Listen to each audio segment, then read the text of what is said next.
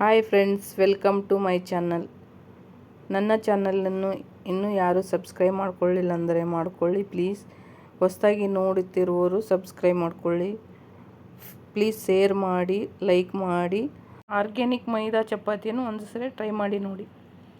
ನಾನು 250 gram organic ಮೈದಾ ಹಿಟ್ಟನ್ನು ತೆಗೆದುಕೊಂಡಿದ್ದೇನೆ. ನಿಮಗೆ ಎಷ್ಟು ಬೇಕು ಅಷ್ಟು ತೆಗೆದುಕೊಳ್ಳಬಹುದು.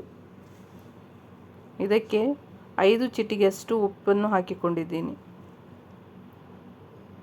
ಹಾಗೆ 1 ಟೇಬಲ್ ಸ್ಪೂನಿನಷ್ಟು ಎಣ್ಣೆಯನ್ನು ಹಾಕಿಕೊಳ್ಳಬೇಕು. ಇದನ್ನು ಚೆನ್ನಾಗಿ ಮಿಕ್ಸ್ ಮಾಡ್ತಾ ಇರಿ. 1-2 ನಿಮಿಷ ಚೆನ್ನಾಗಿ ಮಿಕ್ಸ್ ಮಾಡಿಕೊಂಡು ಈ ಹಿಟ್ಟಿಗೆ ಸ್ವಲ್ಪ ನೀರನ್ನು ಹಾಕುತ್ತಾ ಚಪಾತಿ ಹಿಟ್ಟಿನ ಹದಕ್ಕೆ ಮಿಕ್ಸ್ ಮಾಡ್ತಾ ಇರಬೇಕು. ಇದು ಚೆನ್ನಾಗಿ ನೀವು ಎಷ್ಟು ಚೆನ್ನಾಗಿ ನಾದಿಕೊಳ್ಳುತ್ತೀರೋ ಅಷ್ಟು ಚೆನ್ನಾಗಿ ತುಂಬಾ ಮೃದುವಾಗಿ ಚಪಾತಿ ಬರುತ್ತೆ.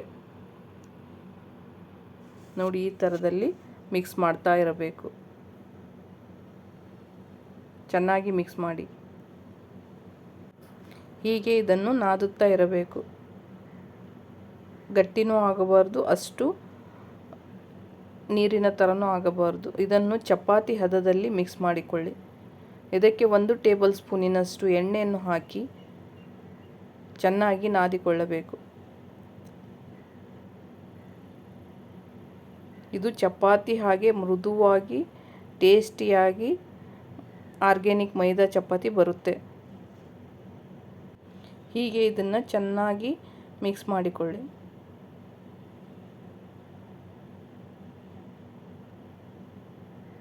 ಟೇಸ್ಟಿಯಾಗಿ ತುಂಬಾ ಮೃದುವಾಗಿ ಚಪಾತಿ ಬರುತ್ತೆ. ಚಪಾತಿ ರೊಟ್ಟಿ ತಿಂದು ಬೇಜಾರಾದರೆ ಈ ಚಪಾತಿಯನ್ನು ಮಾಡಿಕೊಳ್ಳಿ, ಎಷ್ಟು ಚೆನ್ನಾಗಿರುತ್ತೆ.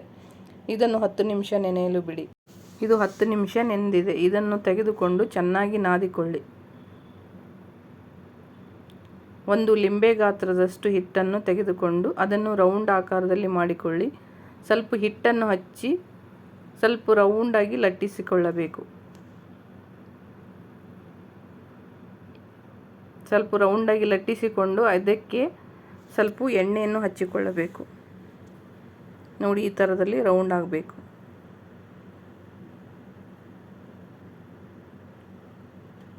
ಎಣ್ಣೆಯನ್ನು ಹಚ್ಚಿ ಈ ಚಪಾತಿಯನ್ನು ಫೋಲ್ಡ್ ಮಾಡಿಕೊಳ್ಳಬೇಕು.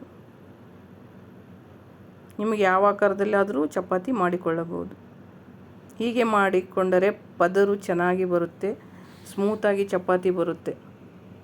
ಬಲೂನ್ ಥರದಲ್ಲಿ ಚಪಾತಿ ಉಬ್ಬಿ ಬರುತ್ತೆ. ಇದನ್ನು ರೌಂಡಾಗಿ ಲಟ್ಟಿಸಿಕೊಳ್ಳಬೇಕು. ನೋಡಿ, ಇವಾಗ ಆರ್ಗ್ಯಾನಿಕ್ ಮೈದಾ ಚಪಾತಿ ರೆಡಿಯಾಗಿದೆ. ಇದನ್ನು ತವ ಮೇಲೆ ಸ್ವಲ್ಪ ಎಣ್ಣೆಯನ್ನು ಹಚ್ಚಿ ಲಟ್ಟಿಸಿದ ಚಪಾತಿಯನ್ನು ಹಾಕಿಕೊಳ್ಳಿ. ಇದರ ಮೇಲೆ ಸ್ವಲ್ಪ ಎಣ್ಣೆಯನ್ನು ಸವರಿ. ಇದು ಸ್ವಲ್ಪ ಬೇಗನೆ ತಿರುವಿ ಹಾಕಬೇಕು, ಅಂದರೆ ಸ್ಮೂತಾಗಿ ಬರುತ್ತೆ. ನೋಡಿ, ಇವಾಗ ಚಪಾತಿ ಈ ಥರದಲ್ಲಿ ಉಬ್ಬುತ್ತಾ ಇದೆ. ಇದು ತುಂಬಾ ಸ್ಮೂತಾಗಿ ಇರುತ್ತೆ.